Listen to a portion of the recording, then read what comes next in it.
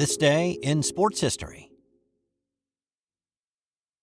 This episode is brought to you by the Sterling Soap Company. Sterling Soap is 100% natural, and with a variety of bath soaps, shave soaps, beard balm, lotions, cologne, and many more personal care products in a large variety of scents, you're sure to find something that's perfect for you or that special someone in your life. Check them out at sterlingsoap.com. Hey, and welcome to This Day in Sports History, a member of the Sports History Network, where you can find more great podcasts and more info. Also, a couple of giveaways there as well. Just go to sportshistorynetwork.com. It's May 18th, and on this day in 1990, Chicago Cubs second baseman Ryne Sandberg made an error. Look, we all make mistakes. We're human. We're not robots. That's why we watch, right? Not to see somebody make a mistake, but to do things that few can. But it doesn't hurt if every now and again a star player makes a boo-boo. It makes them more like us, right? Even if only for a brief moment. So this was a night game at the old Houston Astrodome. The Cubs took a 5-0 lead after the first two innings. In the bottom of the fourth, Eric Anthony came to the plate with a runner on first and 2 outs. Anthony hit a Mike Harkey pitch in the vicinity of the sure-handed Sandberg. He fielded it, but his throw to first was off the mark, allowing Anthony to reach safely and Ken Caminiti, the runner that was on first, to advance to third on the error. Sandberg dipped his head and pounded his fist into his mitt, upset at himself for making a mistake. But nobody else faulted him. It was Sandberg's first error in 123 games. He'd had 584 consecutive chances that he'd handled without a mistake. He had already set the record for second baseman in the first week of the season, besting Cincinnati's Joe Morgan's record of 91 consecutive games. Sandberg's rare flub didn't even cost the Cubs anything. Harkey got the next guy to fly out to end the inning, and no runs scored. Chicago went on to win 7-0. Sandberg had the record of consecutive games without an error until 2007, when Minnesota's Luis Castillo went 143 games at second base without an error. Then Philadelphia's Placido Polanco blew that out of the water in 2008, playing 186 errorless games. Okay, so from one superstar making a mistake, let's go to another guy who became just a little bit more human. Now, this guy's mistake did not happen on this night, nor did it happen in a game. It was a few nights prior, but he had to play with the consequences of his error on this night. The Boston Celtics were in the Eastern Conference Finals against, who else? The Philadelphia 76ers. Another Larry Legend Dr. J matchup. Well, after Game 2 of the series in Boston on the 14th, which the Celtics won 106-98, Bird decided to go unwind with a couple of beers at a local bar. A scene that is kind of hard to imagine today, right? With everybody having a phone, social media, and self-ordained piety.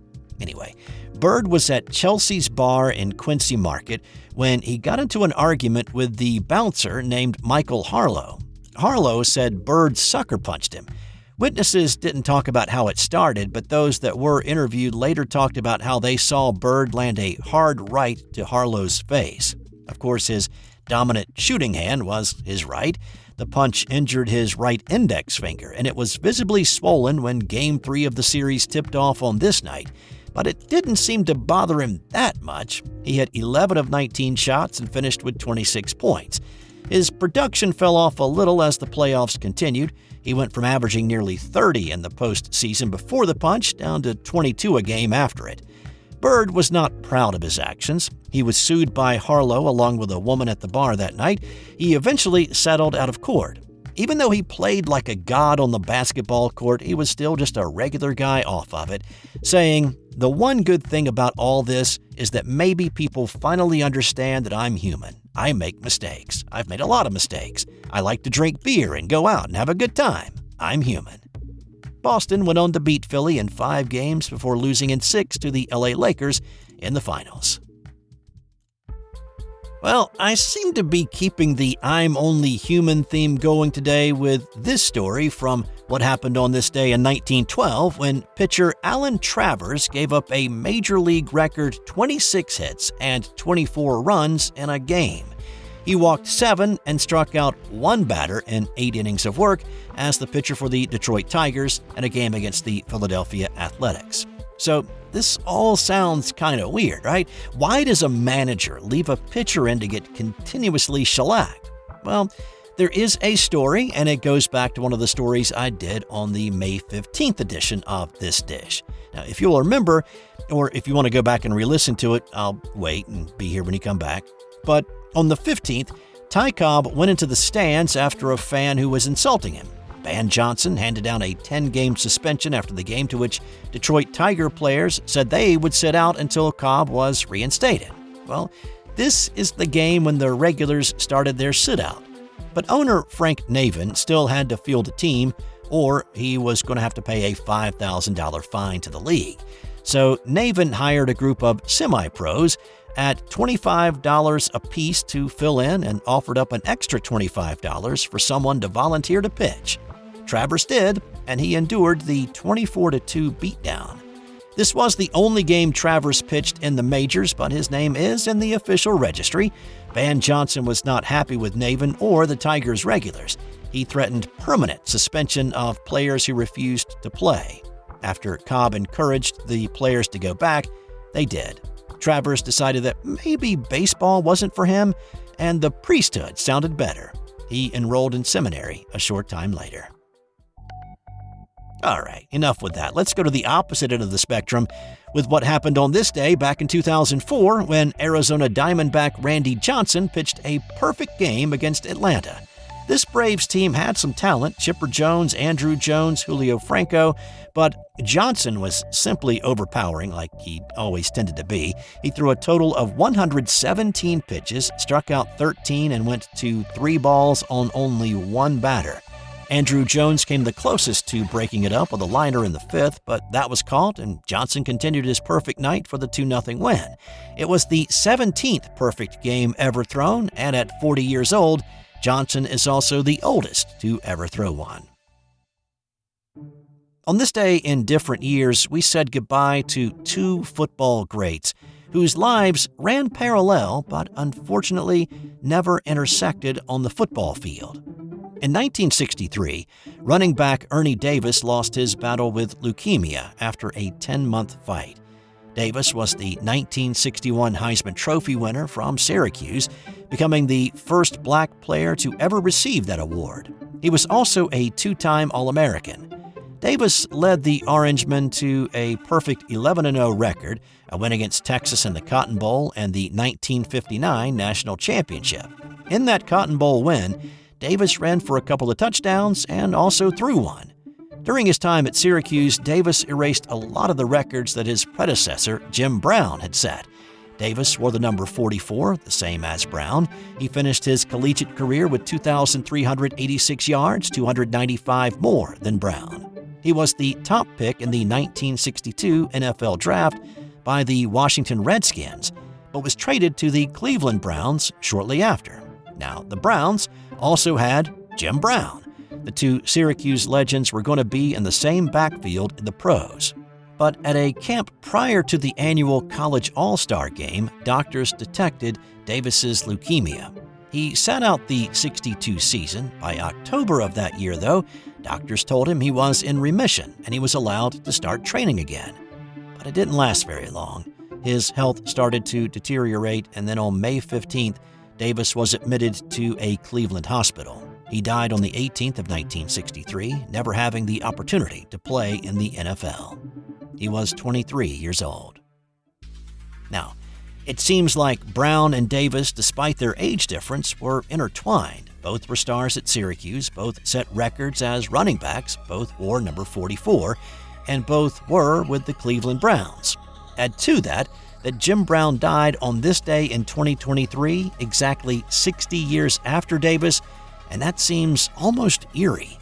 Brown was not only one of the all-time greats to play in the NFL, but was also one of the most outspoken and influential social justice warriors, and he had a great respect for the soft-spoken Davis, saying he just had a way of touching people emotionally. Anybody who ever knew Ernie Davis loved him. Brown played 9 seasons in the NFL, rushing for more than 12,000 yards and 109 touchdowns. He led the league in rushing 8 of the 9 years he played. He was the league MVP in 4 seasons, including his rookie year of 1957. He is without a doubt the greatest Cleveland Browns player of all time and was the player who set the standard for running backs in the league for decades. He was inducted into the National Football League Hall of Fame in 1971 in his first year of eligibility. An interesting fact, Brown is the only person to be inducted into the Pro Football Hall of Fame, the Collegiate Football Hall of Fame, and the Lacrosse Hall of Fame. But of course, his legacy goes beyond football or athletics. He was involved in his community, pushing for civil rights and justice in the 1960s. In 1988, he created the Amer I Can Foundation for Social Change. The program was designed to help disadvantaged kids to develop life skills, reach and strive for academic success, and improve the quality of their lives. Jim Brown was 87 when he died on this day in 2023. In 1997, Tiger Woods won again. He was playing at the Byron Nelson Classic, and this was his first tournament after winning the Masters, and he bagged the win by 2 shots over Lee Rinker. After the win, Tiger said it was great to be able to win with only his C game. That was a bit of a shock to the rest of the guys on tour as Tiger continued to assault the record book. This was his 5th win and just his 16th PGA Tour start, and that set a mark for quickest to 5 wins, topping Horton Smith's 5 wins in 27 tournament starts. And let's end today's episode with a humorous golf story. Back in 2013, Nicholas Kolsarts was playing the Volvo World Match Play Championship in Bulgaria. On the 10th hole, Kolsarts' tee shot strayed a bit into a water hazard, not like kersploosh, but more of a trickle into the shallow water.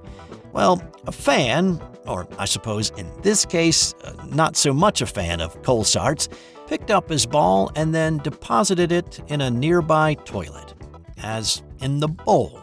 Kolsarts was given relief outside of the loo, hit within a few feet, and then he tapped in for par, despite a penalty stroke to have the hole.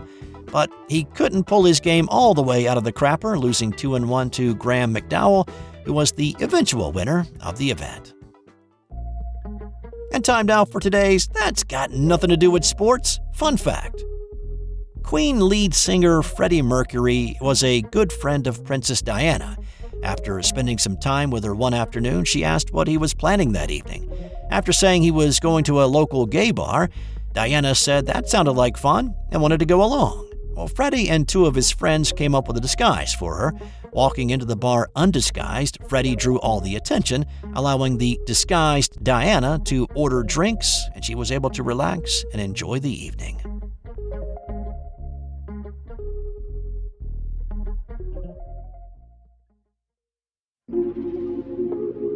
This has been an original Thrive Suite production.